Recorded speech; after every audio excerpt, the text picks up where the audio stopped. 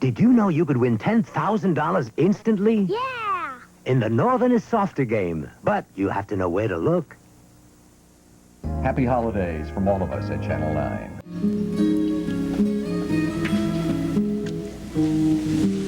What's wrong? Nothing. I like looking at you. I want to get this picture in my mind before I go away to college tomorrow. It's not tomorrow, it's today already.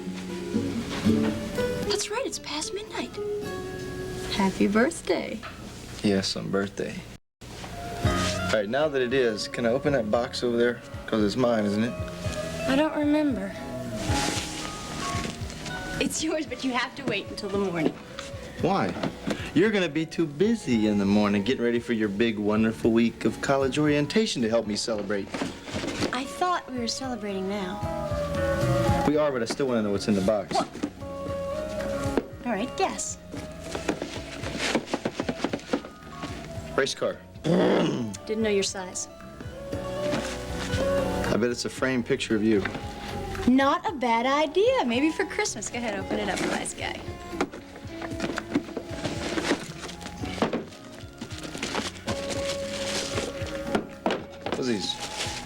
What's this, letter so I write to you? I don't even like to write. Come on now, I addressed every envelope to me at school, and see the dimes? This is in case you get a Travis attack and you need to hear my voice. A lot of you. Happy birthday.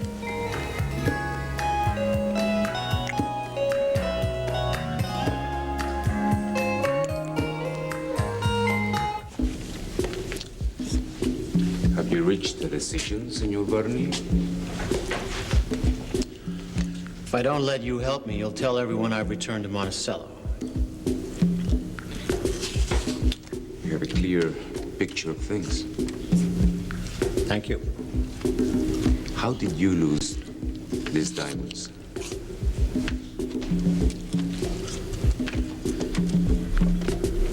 When I was getting ready to leave town with Camilla, I had doubts that we'd get away safely. In fact, I had my doubts about Camilla. Anyway, who knows what $60 million in diamonds looks like? Could Camilla tell the difference from 60 or 20? No. By the time she found out, 20 million was all I could get away with. But I had stashed the remaining 40 million here in the house. Only my hiding place had been disturbed by the Earls, and I haven't been able to find it again. And where is that hiding place?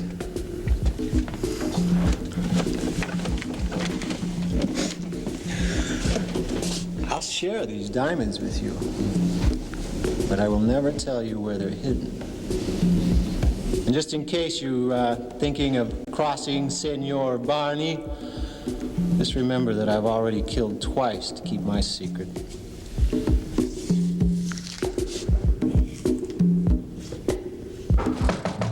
It's Derek. Open up.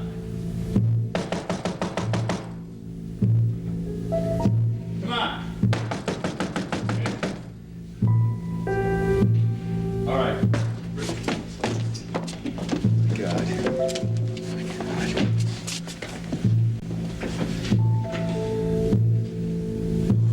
She's all right. She's all right.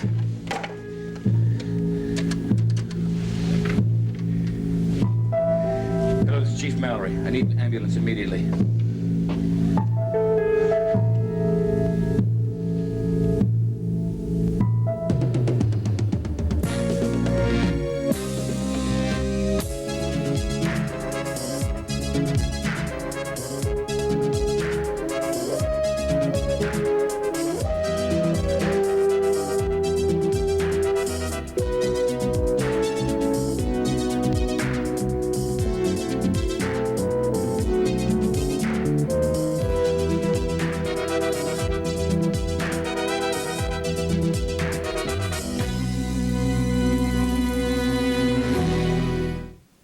The killer would have had to have stolen Sophia's cape. Otherwise, it would look as if she got killed in the house and then carried out to the gazebo. She couldn't have been carried because the tracks weren't deep enough. Well, all right. Maybe carried's the wrong word, but think about this. What if the killer had the cape, and he took it down to that tub that we found in the cellar, dipped it in water, and then he laid it on the floor of the cellar to freeze?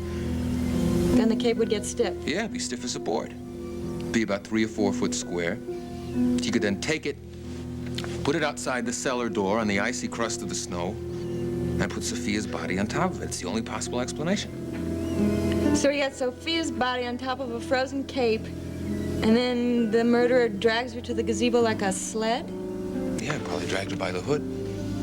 Her weight would be evenly distributed all over the cape, so that way it wouldn't break through the icy crust. And you're saying the murderer wore her shoes? Well, I'm not saying it would have been comfortable, but that way the tracks that we discovered would have been created, the ones going out to the gazebo.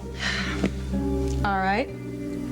So he goes out to the gazebo and puts the shoes back on Sophia, and then retraces his steps back. Mm-hmm. Taking the cape with him. And if he was careful, wouldn't have to disturb the tracks that had already been set there. Ingenious. Yeah. You're getting good at this. All right, come on. Who did it? Why? I haven't got the foggiest. Whitney? Yeah? Miss Whitney, Mrs. Whitney, man, that ghost's on the move again. Oh.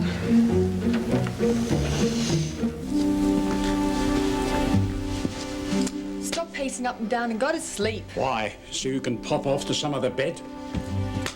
Listen to me, you bloody twit. Who pulled you up out of the Melbourne gutter when your little gold scheme failed to pan out? And who covered for you and gave you another chance in that business world you call your only true love? Yes, and who used my name to defraud several of my closest friends? It kept us going until a big deal came along. This one. Well, I realize how much I am indebted to you. Does that satisfy you? For now. But if this deal comes off, our share will be worth £1 million sterling. So I don't want to hear any of your complaints. I just want to hear everything that happened at your meeting with Jim Earl. Then I'll decide what we're going to do next. I'm serious, Mr. Whitney. I heard the chains and moans from beyond. Where were you, in your room? Huh? I said, where were you in your No, room? no, I was down in the pantry having Don't look over a there. snack. Well, tell me about the noises, Gunther. Oh, well, they were coming from the cellars. Now, look, Mr. Whitney, I'm as brave as the next guy, and I would have gone down there myself, but, you know, I figured you'd be too curious. You want to come, too. Oh, well, that's pretty generous of you. Yeah. Well, why don't you and Raven get on the back stairs? I'll take the front stairs. Well, I've only got one flashlight. You're gonna... Oh, there's another one in the chest of drawers. I'll meet you down there. Okay. Go ahead. Yeah. Go on. All right.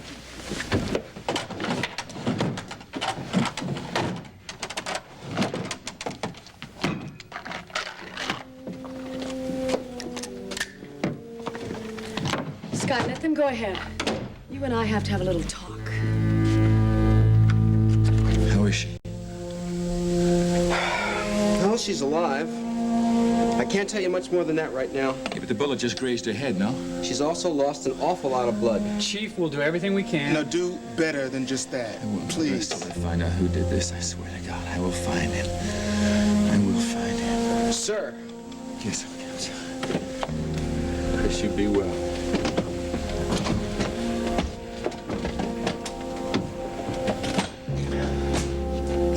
Derek, how did you know that something was wrong here? Well, I was about to leave for the night, and one of the men I had signed to watch the building came in the station house like he didn't have a care in the world. What, you mean he just left his post? She told him I called off the stakeout. I should have known she'd do something like this. Damn it. There was no way you could have. I mean, she even told me something about trying to set up some sort of trap, but I thought I'd wander off it. She wouldn't listen to me either. She's always been hard-headed, but this, I mean, this just doesn't make any sense. No, it does make sense, Calvin. She had to send Matthew off to her parents' place until it was safe. She felt very, very bad about that. Yeah, I came in to the office the other day, and I found her crying. Well, I had to read her out. I had to remind her of police procedures and rules and regulations. I was afraid she was going to go off by herself like she did with that Steve Markham case. I should have seen this, too. She thought she could wrap it all up real fast and get Matthew back here in a hurry. But this, oh, God, this. A ghost to catch. Look, I want to find out what you've discovered so far. Well, I discovered that you tried to buy Raven and me off with this story about industrial espionage in France so that we wouldn't be around here to spill the beans about your revolution in the Caribbean. Not that. What about the murders? The ghost with a veil? Privileged information. Well, then what about this Spanish-speaking tramp who keeps turning up at odd moments? Oh, you think he's from Agua Caliente? Is that what you think? Well, I wouldn't be at all surprised if he was a little bit upset at the idea of your turning his home into a battleground, and that he might very well have taken a few steps to discourage your group. I don't believe that for a minute. Why not? Sky, there is something else going on in this house, and it has nothing to do with my business affairs.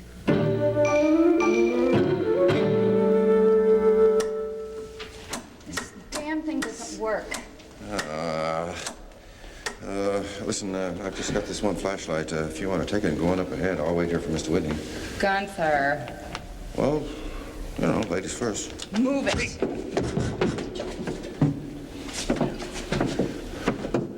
Where's Mr. Whitney, anyway? I thought he was right behind us. Come on, Gunther, don't be afraid. You're not supposed to believe in ghosts anyway. Hell yeah? Well, this one likes to give people chain neckties, and they're a little tight, too, you know.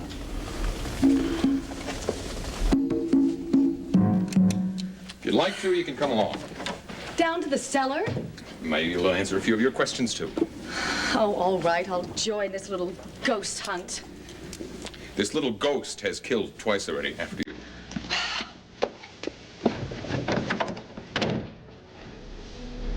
I never had anybody buy me a birthday present, except once, Dill.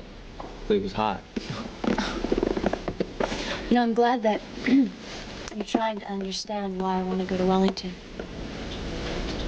I just wish I wasn't so understanding, because I wouldn't let you go. You have to. Listen,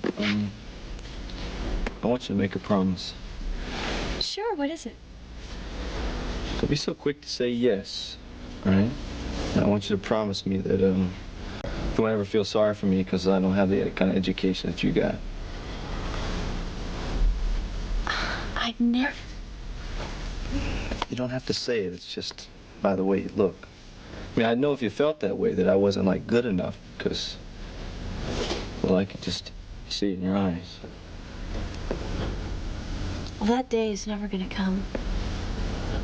I love you. I love you for your strength, for your gentleness. Smile. For your smile. I love you for everything that you've ever taught me. And there's just no college course in the world that could ever change that or take that away from me. We've been through too much together. Yeah. Yeah.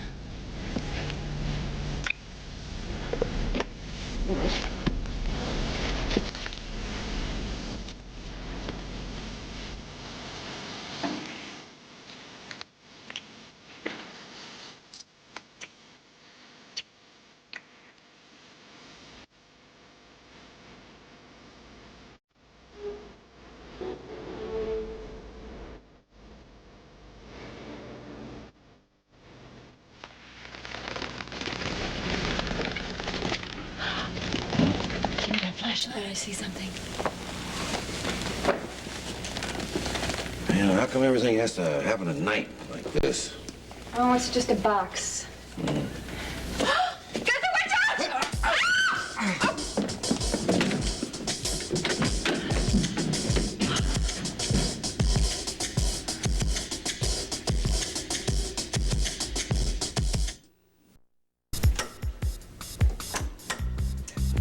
He must have cut the light switch, because it was working this afternoon.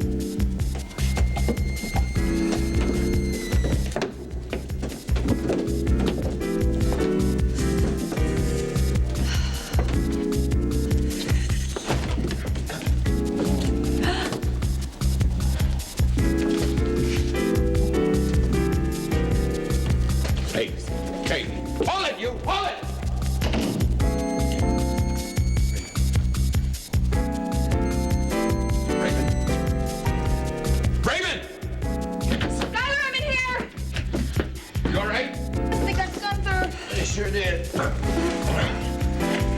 Alicia, call the police. Sky, I can't.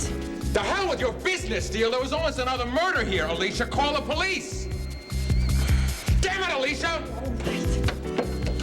I could have killed you. Yeah, after I fed him, too. Oh, man, that's some thanks, huh? It was the same tramp. I knew it. Mr. Whitney, why does he keep coming back here? I don't know. I think I do. You do? Dad said something about her mother's china cabinet being disturbed, right? Yeah. The trunk in the attic was disturbed. Krause's room was torn up, and now there's a tramp down here. He's been all over the house. Yeah, maybe he's looking for something. You know, what is it he's looking for? And why hasn't he found it by now? Yes, operator, thank you. Of course I'll wait, yes. Yeah? Chief, that tramp that Sky Whitney told us about seems he broke into the Earl's cellar. Sky and Raven drove him off, but only after he attacked Gunther Wagner. He attacked Is Gunther all right? Yeah, but he's gonna have a headache for a while. Well, Calvin, you go out there and take care of that yourself. I'm trying to reach Miles in London, and after that I want to go to the hospital. Okay, look, keep me posted about what's happening. Chris is special to me. Yes, operator, I hear it ringing. Thank you. Miles! Miles, it's Derek. Yes, well, as a matter of fact, there is. Chris has been shot. Well, she was trying to go after the man who was...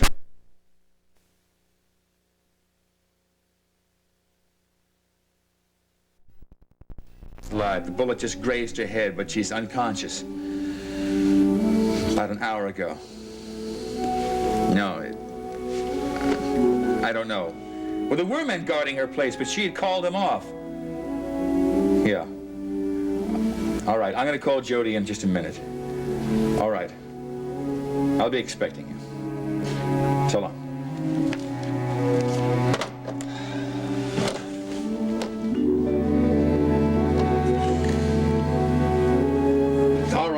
All right. Tell me about this plan of yours. Okay, first of all, I want you to call off the 2 men you've got guarding my apartment. Why?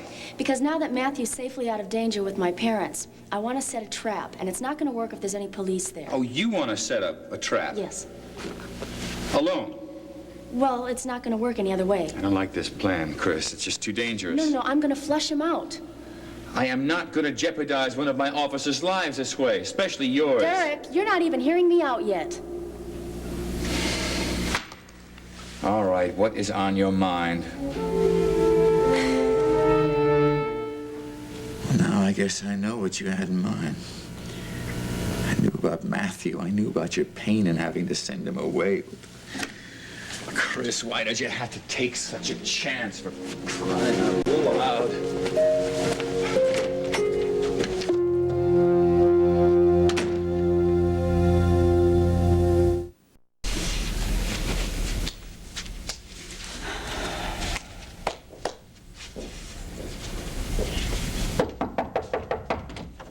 Alicia. Good evening, Sir Humphrey. Hello, Alicia. Look, enough pleasantries. What in the bloody hell's going on? You heard that all the way up here? Air vents carry extremely well. What is it? The tramp broke into the cellar. Good Lord. You don't think he might be an agent from Agua Caliente? Oh, you're joking, aren't you? How could anyone in the Caribbean know what we're doing? The massing of troops, the bartering of weapons, it's only on paper. And in Jim Earl's mind.